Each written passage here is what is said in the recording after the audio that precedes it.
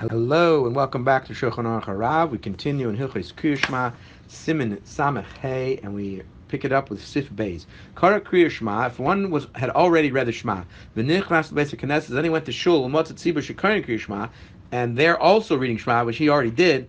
Still, tzarich likroi simayim pasuk rishon. He should say the first pasuk with them. Shalayira ki'ilu einu reitz l'kabel malchus shamayim im chaveru. So he should not appear as if he does not want to accept the yoke of the kingdom of heaven together with his friends. Hu adin. The same thing would apply. Sha'ar davar shat tzibur imrim. Other things that tzibur might be saying. Going, for example, tehillah l'david. If they're saying ashrei, tzarich likroi imayim, you should say it with them. Shekain derech eretz, because that's considered good behavior. Same thing if we come to a shul and they're saying Tehillim or other psukim or they're saying other psukim like psukim zimra in a place where he is able to interrupt, he should say it with him. If he's in the area of the davening where he's not allowed to make an interruption, in the middle of psukim zimra, between Baruch Shamar and Yishtabach, lo yafsik, he should not interrupt and say what they're saying. Ella, what he should do is Yomer Hatev Shehu Omer. He should say the words he's already saying. B'shosh hatzibur Omrim pasuk rishon b'nigan hatzibur. He should say in the same tone or melody that they're saying whatever they're saying. He should say his words in that same melody. She'nira ki'ilu kariyim. It will seem like he's saying it with them.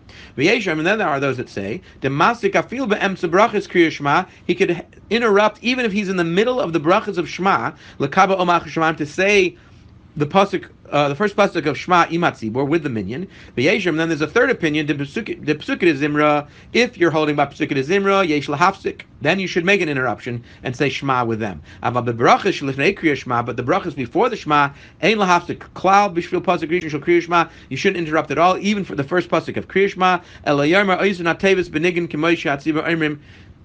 You should say whatever you're saying in a niggin that the tzibur is using when they're saying Shema.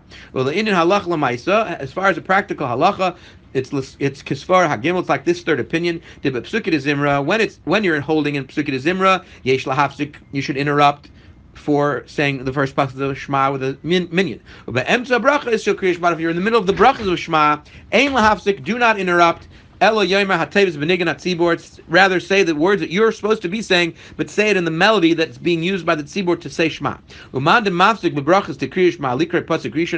If someone does interrupt in the middle of brachas of Shema, he's holding by the brachas of Shema, and he's now interrupting to say the first pasuk of Shema with the tzibur, you should give him musar and tell him to stop it. You shouldn't do that.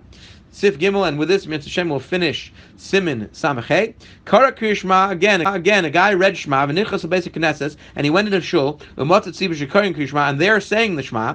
Tov she'yikra imoim kol Kriya Shema. It's better for him to say the entire Shema with them. And he's already yotz the mitzvah, so he can't be yotz the mitzvah twice of reading the Shema, but he does receive reward as if he was reading psukim in the Torah. The chiyuv is only for the first pasuk, as we've been discussing, like we just said. But if he reads the whole thing, and then he's still getting a schar for as if he were learning Torah, which is great schar in itself. And again, you have to apply the parameters we spoke about. If he's holding by davening, then there are different things he has to consider whether or not he can say even the first pasuk. Right? Have a terrific Shabbos.